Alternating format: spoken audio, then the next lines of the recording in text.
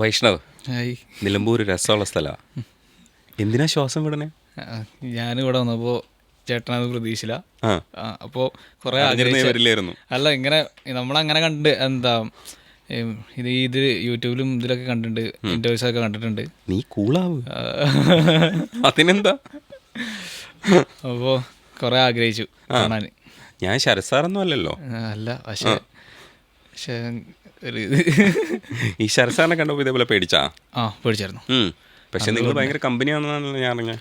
ഈ സാറ് പഴയ പോലെയാണ് കരുതി, അതായത് ആദ്യത്തെ പോലെ സംഗതി പോലെ സഞ്ചാരം പോലെ എന്നൊക്കെ പറയുമെന്ന് കരുതി. അപ്പോൾ ആ ഒരു സമയത്ത് നല്ല ടെൻഷനുണ്ടായിരുന്നു. പിന്നെ എങ്ങനെയൊക്കെ പാടി. പാട്ട് പഠിച്ചിട്ടില്ലേ? പാട്ട് പഠിച്ചിട്ടുണ്ട്. പിന്നെന്താ ശരത് സാറിൻ്റെ മുമ്പിൽ വന്നപ്പോൾ പേടി? ഒരു ഭാഗത്ത് ഹിന്ദുസ്ഥാനി അറിയണ ഒരു പുലി, മറ്റു ഭാഗത്ത് ക്ലാസിക്കൽ നന്നായിട്ട് അറിയണ ഒരു പുലി.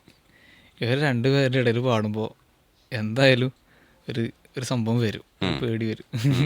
ഈ മ്യൂസിക്കിനെ കുറിച്ച് അറിഞ്ഞാണ് സംസാരിക്കുന്നതെന്നാണ് എനിക്ക് തോന്നുന്നത്. ഈ ബാൻഡിനെ കുറിച്ച് പറയൂ. ആൽമരം ചെമ്പൈ കോളേജിൽ നിന്നാണ് സ്റ്റാർട്ട് ചെയ്യുന്നത്.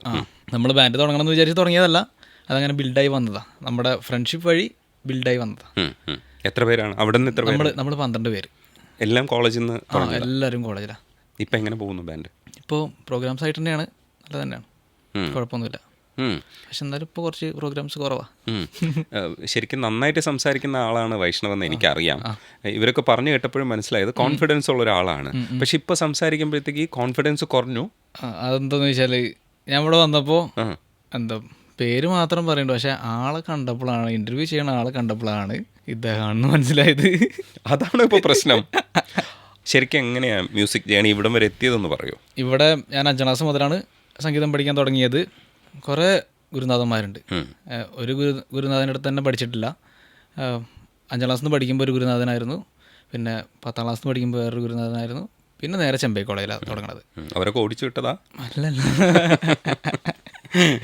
മാറി മാറി പഠിക്കേണ്ട സാഹചര്യം വന്നു. അപ്പോൾ ചെമ്പൈ കോളേജിൽ നിന്നാണ് പിന്നെ മ്യൂസിക്കിൻ്റെ ഡീറ്റെയിൽസ് ആയിട്ട് നല്ല ഡീറ്റെയിൽഡ് ആയിട്ട് പഠിക്കാൻ പറ്റണം. അവിടെ നിന്നാണ് ഒരു വഴിത്തിരിവ്. അവിടെ നിന്ന് പിന്നെ ആൽമരം ഒരു വഴിത്തിരിവ്, പിന്നെ ഇപ്പോൾ സൂപ്പർ സ്റ്റാർ ഒരു വഴിത്തിരിവ്. ഈ ബാൻഡിലേക്ക് വരുമ്പോൾ നമ്മൾ കുറച്ചുകൂടെ ഇമ്പ്രൂവ്ഡ് ആവണമെന്ന് നമുക്ക് തോന്നി. ബിസിനസ്സും കൂടെ ആകുമ്പോഴത്തേക്ക് അങ്ങനെ ഒരു അല്ലല്ല, എന്താ ബിസിനസ്സായിട്ട് കണ്ടിട്ടില്ല.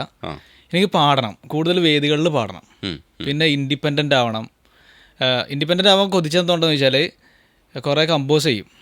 അപ്പോൾ കമ്പോസിങ്ങിനും ഡയറക്ഷനും വേണ്ടിയിട്ട് എനിക്ക് ഇൻഡിപെൻഡൻ്റ് എന്നുള്ളൊരു ഒരു സ്പേസ് എനിക്ക് വേണമെന്നുണ്ട്. അപ്പോൾ അതിന് എനിക്ക് ഒരു റിയാലിറ്റി ഷോയിൽ എങ്ങനെയും കയറി പറ്റണമെന്നുണ്ടായിരുന്നു. അപ്പോൾ സൂപ്പർ സ്റ്റാർ കിട്ടിയപ്പോൾ എനിക്ക് ഒരുപാട് സന്തോഷം. എൻ്റെ ജീവിതത്തിൽ ആദ്യമായിട്ടാണ്. ഈ ഇൻഡിപെൻഡൻറ്റ് മ്യൂസിക്കിനെ തന്നെയാണോ കൂടുതൽ കോൺസെൻട്രേറ്റ് ചെയ്യാൻ ആഗ്രഹിക്കുന്നത്? പക്ഷേ ഇവിടെ ഇപ്പോൾ നമ്മൾ കമ്പോസ് ചെയ്ത സാധനങ്ങളായിരിക്കില്ല, അതൊക്കെ പാടാനുള്ള അവസരങ്ങൾ ഉണ്ടാവുമായിരിക്കും. പക്ഷേ എങ്കിലും അപ്പം ആൽമരത്തിൽ കുറച്ചുകൂടെ പെർഫോം ചെയ്യാൻ പറ്റും. അപ്പം എന്തുകൊണ്ട് ഈ റിയാലിറ്റി ഷോ ഇങ്ങനെ തന്നെ ചൂസ് ചെയ്യണം?